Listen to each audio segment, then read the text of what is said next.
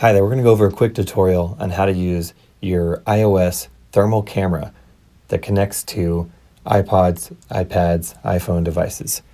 So initially what we're going to do is use FLIR One, which is the actual camera app.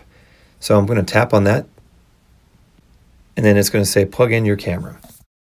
Rather than have the camera face up, which is all of our first inclination, you actually want to make sure and turn it around so it's facing away from the screen so that it takes pictures of equipment and not your face. From here you would tap on the app FLIR One to take photos, or FLIR Tools if you're going to build a report. So let's start off and tap on FLIR One. At this point you'll be prompted to plug in your FLIR One to see the heat. So we're going to take the device here, and with the camera facing down, gently plug in the lightning adapter into the lightning port of the mobile device. Now to turn it on, press the button on the side of the camera itself. If all goes well, you see an illuminated LED here, and a few seconds later it will finish communicating with the device and you'll see a thermal image. Voila, we now have thermal imaging on a mobile device.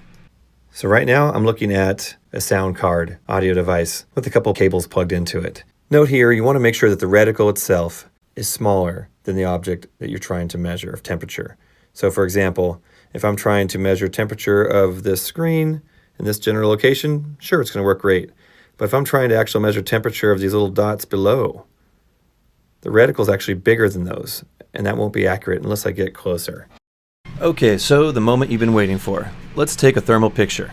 All you need to do is tap on the circular shutter button here at the bottom of the screen, and if all your settings are set up correctly, that photo now went to your camera roll on your mobile device.